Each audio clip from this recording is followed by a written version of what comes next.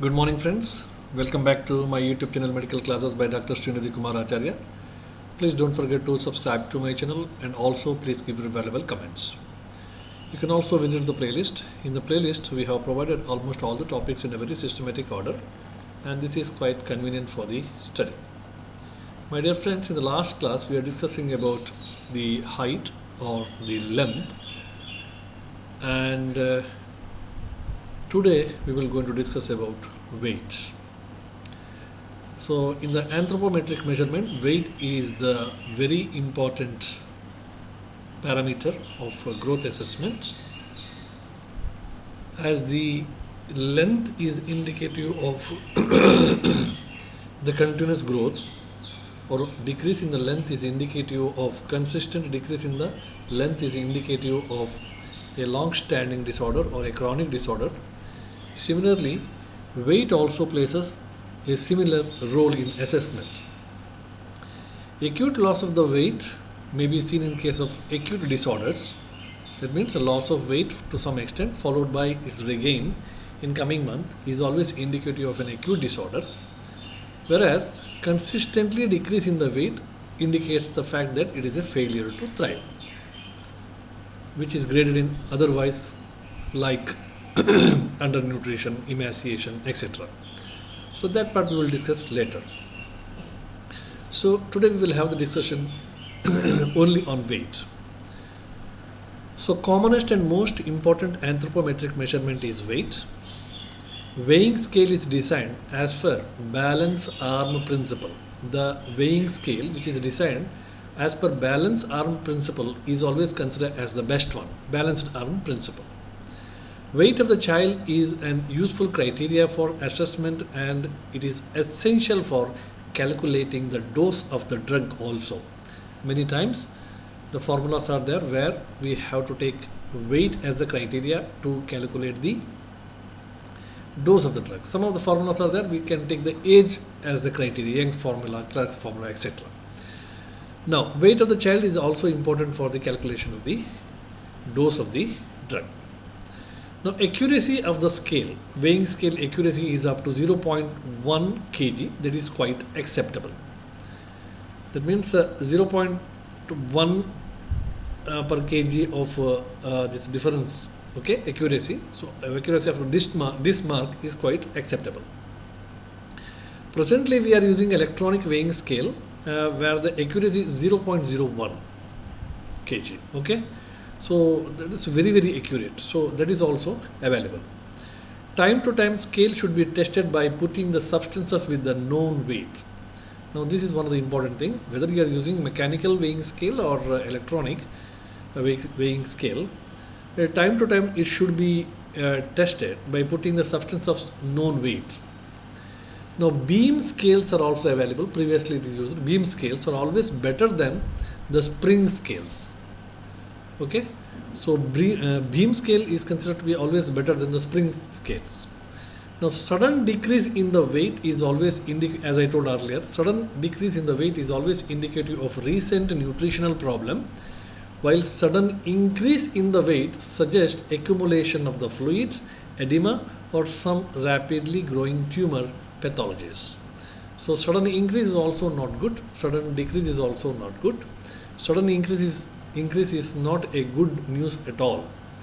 So in case of nephrotic syndrome, we will have increase in the weight because of accumulation of the fluid or edema fluid. Sometimes some of the big tumors which is developing may also lead to accumulation. Sometimes fat accumulation, like in case of thyroidism, hypothyroidism, or adrenal problems, etc., may also Cushingoid syndrome, etc., may also lead to increase in the weight suddenly. Therefore, weight is a measure of total body mass and sensitive to changes in the quantity, size of the amount of the fluid, fat, muscle mass, skeleton, and body organs. So this much of a thing we should know. Weight is sensitive to changes in the quantity, size, amount of the fluids, fats, muscle mass, skeleton. Okay, many times skeletal weight is there. Okay, although the person is looking very lean and thin, the weight is good, and that weight is because of the skeletal weight. Okay, in a very tall person, and even the body organs. Now, in field conditions, in community level and all field conditions, when you are going for surveys, social health workers, ASHA workers, etc., or community child care, the spring type of scale is usually used, and it is also called as Slater spring scale. Okay, Salter spring scale. Salter spring scale. Usually, this type of spring type, they're holding like this, and they may suspend at any tree or any other the branch of the tree, etc. So now, that is Slater spring scale. That's called as Salter spring scale, which is convenient to carry and that can be used at the community level. Periodic growth assessment, maintaining a growth chart is a very very important thing. Now, growth chart is one of the must and should document in the pediatric OPD. So you should maintain the growth chart starting from the beginning. Okay, so you should have the growth chart. Okay, now in boys, generally the weight is more than the girls up to the age of 10 years. In boys, usually the weight is more than the girls up to 10 years, and during 12 to 13 years of age, the girls' weight is more than the boys. The reason is, so there is a beginning of the adolescence earlier in girls compared to the boys. Okay, so because usually at the age of 12 to 13 years, the girls will going to exceed the boys. The reason is there is development of, that is beginning of the adolescence, and there will be a growth spurt. Growth spurt is coming in boys in the later part after spermatogenesis, whereas growth spurt is coming in girls before menstruation. So because of this, there is a sudden increase in the weight of the girls. So during 12 to 13 years, during 12 to 13 years of the age, weight of the girls will be more than that of the weight of the boys. Now, if you want to see the growth velocity, this is a rough calculation where 0 to 4 months, the growth velocity is 1 kg per month. That is almost on 900 grams, 30 grams per day.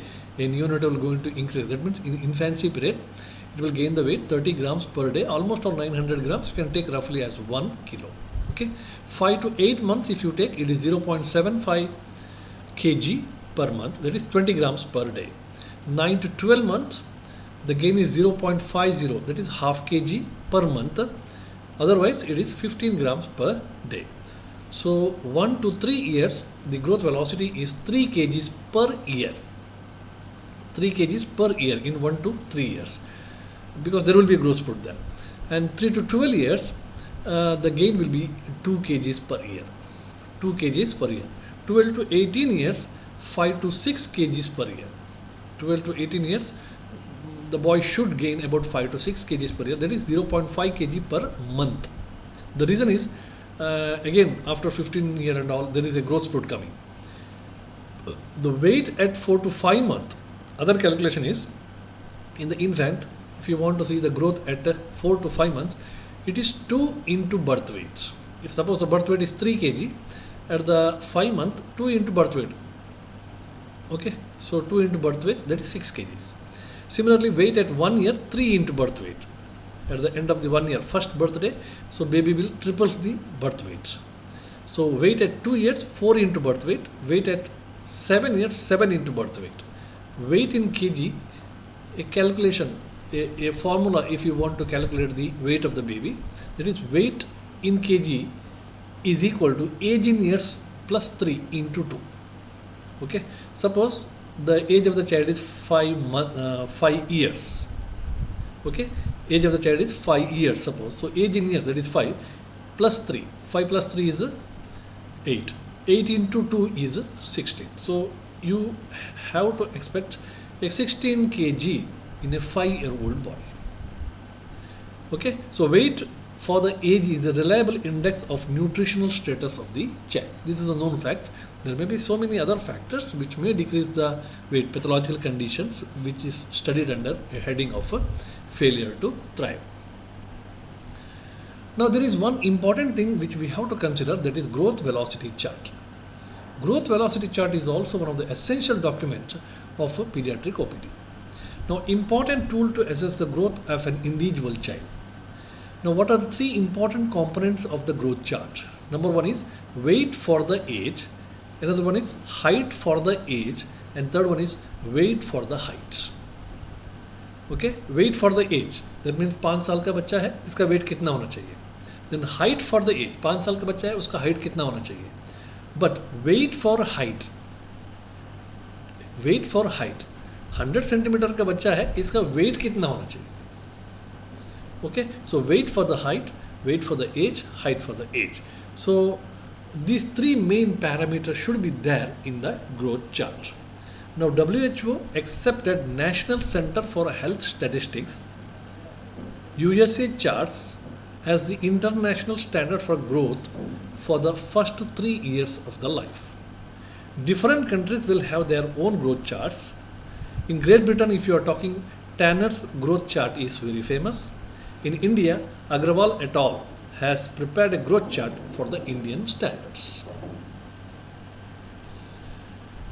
Now there comes one more important thing, that is the concept of percentiles. While expressing the growth, the term percentile is often used, 10th percentile, 90th percentile, or 10 to 80th, 90th percentile, in between, like that. So height or weight of 100 children are not equal. Let us have a discussion. Height or weight of 100 children are not equal when they are plotted in a chart with an ascending order of height or weight. Suppose in a given center, medical center, you have got 100 children. Okay, now I will plot the weight of the 100 children. When I see, the weight will be different. Okay, that means I will take only 10 kg, 10-year-old boys. Suppose 10-year-old boys, I will take all the 10-year-old boys.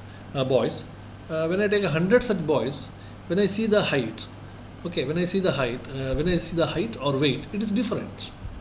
Now I will plot all these heights of these kids in an ascending order.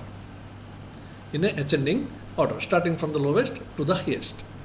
So they are arranged in such a way that the shortest height comes first, or shortest weight comes first, or lowest weight comes first, and then the tallest height or height comes at the 100th place. 100th place. 10 साल का बच्चा है, ठीक है, 10 साल का बच्चे का जिसका हाइट सबसे कम है 100 बच्चों में, उसको हम सबसे पहले प्लॉट करेंगे, और 10 साल का बच्चे में जिसका हाइट सबसे ज़्यादा है उसको लास्ट में हम प्लॉट करेंगे 100th प्लेस में. फर्स्ट प्लेस में फर्स्ट आ गया और 100th में लास्ट वाला आ गया. Now child at the first place will be considered as first percentile, whereas child in the 90th place is considered as 90th percentile. Child at the 10th place is considered as 10th percentile. Okay. Now accepted normal range of 3rd to 97th percentile. ठीक है, accepted normal range कब है, मतलब इसका height अब normal है, हम कब बोलेंगे, अगर कोई भी बच्चा 3rd to 97th percentile का बीच में आ गया, so then we will call it as normal height. Anything less than 3rd percentile, so we will call it as a short stature or short height. Anything more than 97th percentile is considered as a taller. Okay, so again both are abnormal.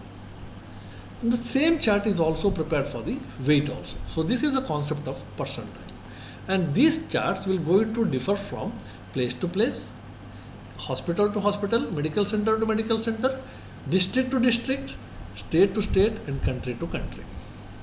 Okay. Now in the last class, okay, so now so far we have discussed about the weight, and these are the very important things regarding the weight. In the next class we will discuss about head circumference. Thank you very much.